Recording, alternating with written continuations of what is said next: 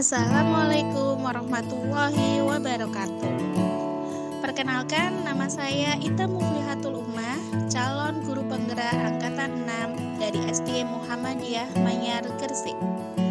Izinkan saya untuk menyampaikan materi koneksi antar materi, kesimpulan dan refleksi pemikiran Ki Hajar Dewantoro modul 1.1.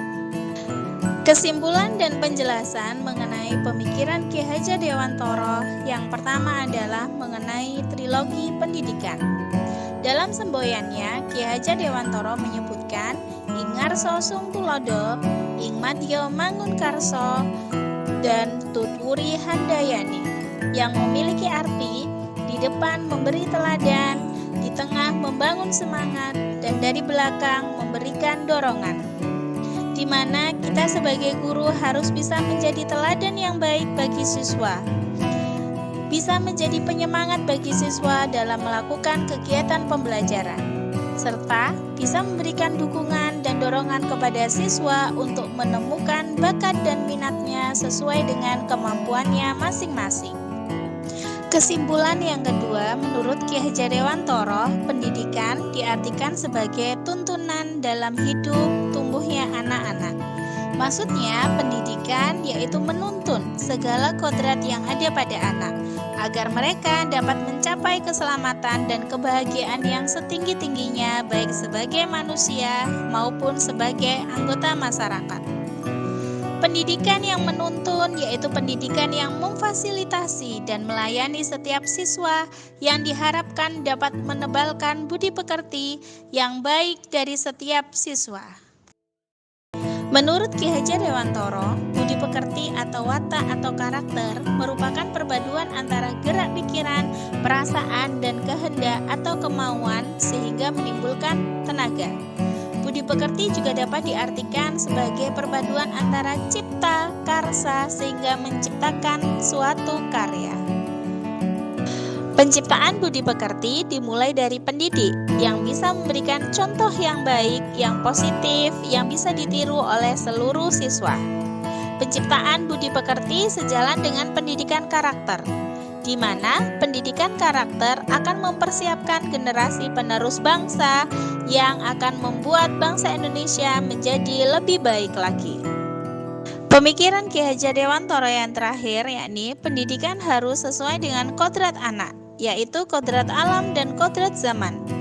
Kodrat alam yaitu pendidikan harus disesuaikan dengan kondisi alam dan kultur budaya dari anak-anak. Anak yang berada di pantai tentu akan berbeda kultur budayanya dengan anak yang berada di daerah pertanian, sehingga proses pendidikannya juga berbeda. Kodrat zaman yaitu keadaan zaman anak tumbuh dan berkembang saat ini. Pada saat ini, di abad 21, anak-anak menggunakan teknologi yang dominan, sehingga pembelajaran pun harus dapat menyesuaikan di mana anak-anak harus memiliki kemampuan kompetensi abad 21, yaitu berpikir kritis, berpikir kreatif, memecahkan masalah, dan juga memiliki komunikasi yang efektif. Apa yang saya percaya tentang murid dan pembelajaran di kelas sebelum saya mempelajari modul 1.1 ini adalah saya percaya bahwa saya sebagai guru adalah pusat informasi yang harus didengarkan oleh siswa. Semua sumber belajar harus berasal dari saya dan siswa hanya mendengarkan saja. Yang kedua, saya juga meyakini bahwa siswa yang nilainya bagus adalah siswa yang berhasil.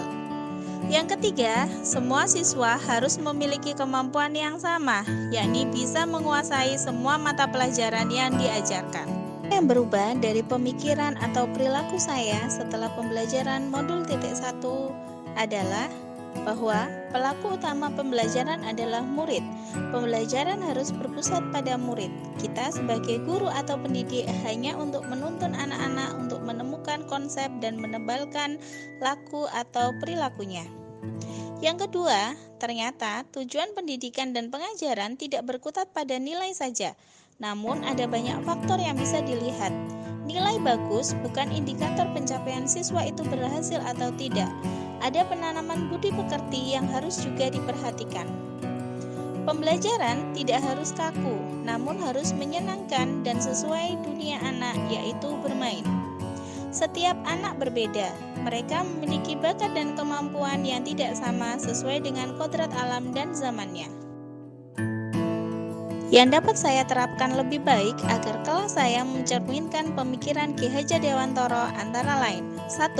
Melakukan pembelajaran yang berpusat pada siswa, di mana siswa bisa lebih aktif dalam belajar seperti dalam kegiatan praktikum, presentasi, saling beradu pendapat, dan kegiatan lain di mana siswa bisa berperan lebih aktif dan tidak hanya mendengarkan penjelasan guru. Yang kedua, penerapan pembelajaran yang menyenangkan dengan melakukan berbagai ice breaking terlebih dahulu sebelum pembelajaran dimulai. Yang ketiga, saya akan melakukan identifikasi bakat, minat, dan kemampuan siswa sehingga saya bisa menentukan model dan pembelajaran yang cocok untuk setiap siswa. Yang terakhir, menjadi pendidik yang berperan sebagai penuntun yang memberikan kasih sayang kepada siswa dan mengajarkan budi pekerti yang baik. Demikian penjelasan saya tentang koneksi antar materi, kesimpulan, dan refleksi modul 1.1.